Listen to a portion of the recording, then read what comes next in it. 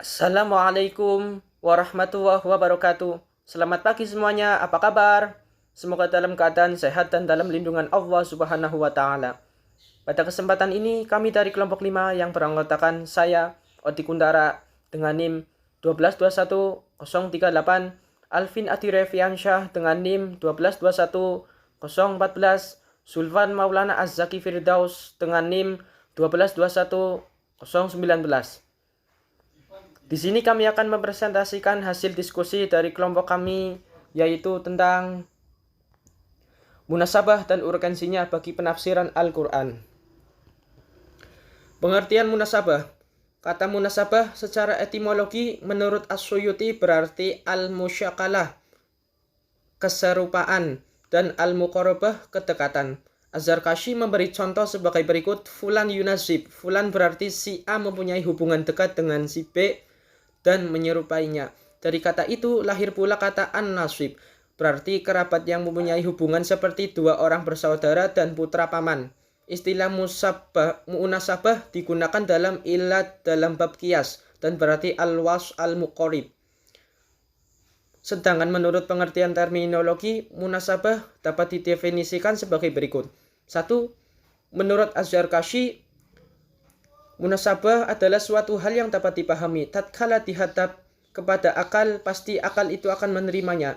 Dan yang kedua, menurut Mana Al-Qattan, munasabah adalah sisi keterikatan antara beberapa ungkapan di dalam satu ayat, atau antar ayat pada beberapa ayat, atau antar surat di dalam Al-Quran. Dan yang ketiga, menurut Ibnu Al-Arabi, munasabah adalah keterikatan ayat-ayat Al-Quran sehingga seolah-olah merupakan suatu ungkapan yang mempunyai kesatuan makna dan keteraturan redaksi. Munasabah merupakan ilmu yang sangat agung. Lanjut, sejarah dan perkembangan munasabah. Sejarah menunjukkan bahwa kitab Al-Quran diturunkan selama kurang lebih 22 tahun lebih beberapa bulan. Kitab ini berisi berbagai macam petunjuk dan peraturan yang diisyaratkan karena beberapa sebab dan hikmah yang bermacam-macam. Ayat-ayatnya diturunkan sesuai dengan situasi dan kondisi yang membutuhkan. Susunan surat-suratnya diterbitkan seperti yang terdapat dalam Lauh Mahfudz, sehingga tampak adanya persesuaian antara ayat satu dengan ayat yang lain.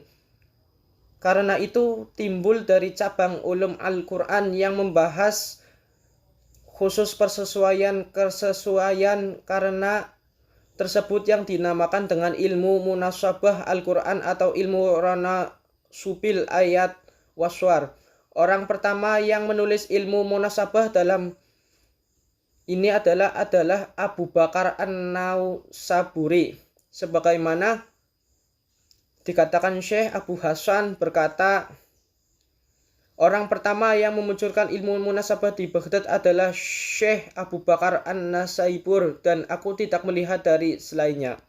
Kemudian setelah An-Nasaibur disusul Abu Bakar bin Ziyad yang mengarang kitab Al-Burhan fi Munasabati Suwaril Quran, kemudian disusul oleh Al-Bikiyah menulis kitab Nizmuduror fi Tanasubi Ayat Waswar dan Al-Suyuti yang menulis kitab Asrar Al-Tanzil wa Tanasubit Duror fi Tanasubi Ayat Waswar, serta M. Sotik Al-Ghiman yang mengarang Jauharul Bayan Fa'il Tanasubi Suwaril Quran.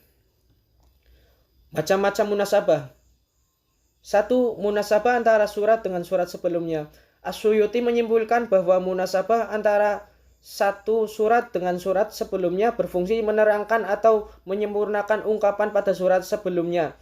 Sebagai contoh, dalam surat Al-Fatihah ayat 1 terdapat ungkapan Alhamdulillah. Ungkapan ini berkorelasi dengan Al-Baqarah ayat 152 berikut ini. Karena itu, janganlah kamu kepadaku, niscaya aku ingat pula kepadamu, dan bersyukurlah kepadaku, dan janganlah kamu mengingkari nikmatku. Quran Surat Al-Baqarah ayat 152. Dan yang kedua, munasabah antara nama surat dengan isi kandungannya. Nama-nama surat yang ada dalam Al-Quran mempunyai kaitan dengan bahasan yang ada pada isi surat. Misalnya surat Al-Baqarah isinya banyak menceritakan lembu. Contoh lainnya adalah surat Al-Fatihah yang memiliki 2 nama. Pertama disebut Al-Fatihah karena posisinya di awal Al-Quran. Kedua disebut Ummul Kitab karena isinya mempunyai berbagai tujuan Al-Quran dan seterusnya. Lanjut yang ketiga, munasabah antar bagian suatu ayat. Munasabah antar bagian ayat sering berbentuk pola munasabah at-tadad perlawanan seperti berikut ini. Dialah yang menciptakan langit dan bumi dalam 6 masa, kemudian dia bersemayam di atas arsy. Dia mengetahui apa yang masuk ke dalam bumi dan yang keluar darinya, dan apa yang turun dari langit dan apa yang naik kepadanya. Dan dia bersama kamu di mana saja kamu berada, dan Allah melihat apa yang kamu kerjakan. Quran Surat Al-Hadid ayat 4. Di dalam Surat Al-Hadid tersebut terdapat korelasi antara kata masuk yaliju dan kata keluar yakhruju, serta kata turun yanzilu dan kata naik ya'ruju. Dan yang keempat, munasabah antar ayat yang letaknya berdampingan. Munasabah antar ayat letaknya berdampingan sering terlihat dengan jelas, namun juga sering tidak terlihat jelas. Munasabah yang terlihat jelas pada umumnya dapat diketahui bahwasanya menggunakan pola takkid penguat, tafsir penjelas, i'tirad bantahan, dan tasydid penegasan. Yang kelima, munasabah antara suatu kelompok ayat dengan kelompok ayat di sampingnya. Pada surat Al-Baqarah ayat 1-20, Allah memulai penjelasan tentang kebenaran dan fungsi Al-Quran bagi orang-orang yang bertakwa. Dalam kelompok ayat ini yang berikutnya dijelaskan tentang 3 kelompok manusia beserta sifat-sifatnya seperti mukmin, kafir, dan munafik. Dan yang keenam, munasabah antara pemisah, fasilah, dan isi ayat.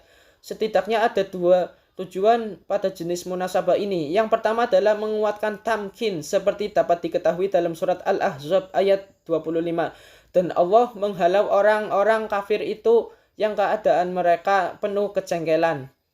Lagi mereka tidak memperoleh keuntungan apapun. Allah menghindarkan orang-orang mukmin dari peperangan, dan Allah Maha Kuat lagi Maha Perkasa.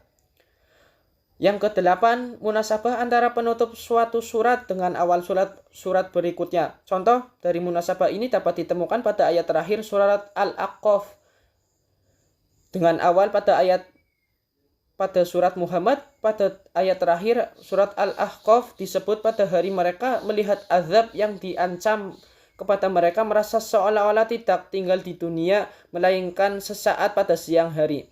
Inilah suatu pelajaran yang cukup, maka tidak dibinasakan kecuali kaum yang fasik.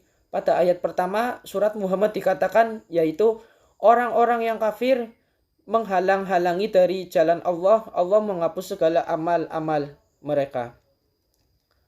Lanjut, kedudukan munasabah dalam menafsirkan Al-Quran. Munasabah dalam Al-Quran membicarakan masalah-masalah. Munasabah dalam Al-Quran sangat berkaitan erat dengan sistem penertiban ayat dan surat dalam Al-Quran.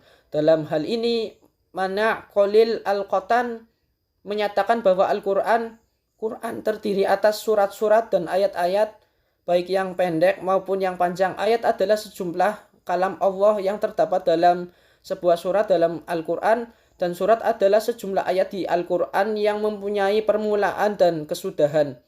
Tertib dan urut ayat-ayat Al-Quran adalah taufiqi, ketentuan dari Rasulullah SAW dan atas perintahnya. Hal tersebut merupakan asumsi dari sebuah riwayat dari Utsman bin Abil As berkata, "Aku tengah duduk di samping Rasulullah, tiba-tiba pandangannya menjadi tajam, lalu kembali seperti semula. Kemudian katanya Jibril telah datang kepadaku dan memerintahkan agar aku meletakkan ayat ini di tempat dari surah ini. Sesungguhnya Allah menyuruh kamu berlaku adil dan berbuat kebajikan serta memberi kepada kerabat." Quran Surat An-Nahl ayat 90 dan seterusnya. Utsman berhenti ketika mengumpulkan Quran pada setiap ayat dari sebuah surat dalam Al-Quran, dan sekalipun ayat tersebut telah mansuh hukumnya tanpa mengubahnya, ini menunjukkan bahwa penulisan ayat dengan tertibnya adalah taufiqi.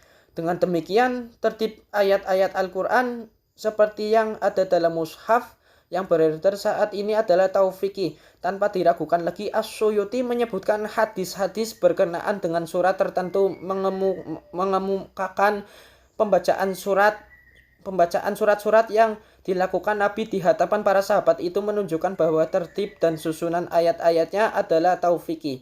Sebab para sahabat tidak akan menyusunnya dengan tertib yang berbeda dengan yang mereka dengar dari bacaan Nabi. Maka sampailah tertib ayat seperti demikian kepada tingkat mutawatir. Lanjut, manfaat mempelajari munasabah. Az-Zarkashi menjelaskan manfaat munasabah yaitu menjadikan manusia sebagai pembicaraan. Az-Zarkashi menjelaskan manfaat munasabah yaitu menjadikan sebagian pembicaraan berkaitan dengan sebagian lainnya sehingga hubungannya menjadi kuat, bentuk susunannya kokoh dan bersesuaian bagian-bagiannya laksana sebuah bangunan yang amat kokoh. Sementara Abu Bakar bin Al-Arabi menerangkan bahwa kegunaan munasabah dapat mengetahui sejauh mana hubungan antara ayat-ayat satu dengan ayat yang lainnya sehingga semuanya menjadi seperti satu kata yang makna serasi dan susunannya teratur merupakan ilmu yang besar.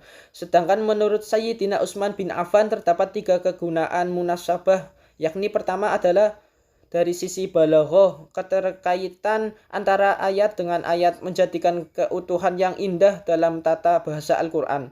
Dan bila dipenggal maka keserasian, kehalusan dan keindahan kalimat yang teruntai akan menjadi hilang. Kedua, munasabah dapat memudahkan orang dalam memahami makna ayat atau surat.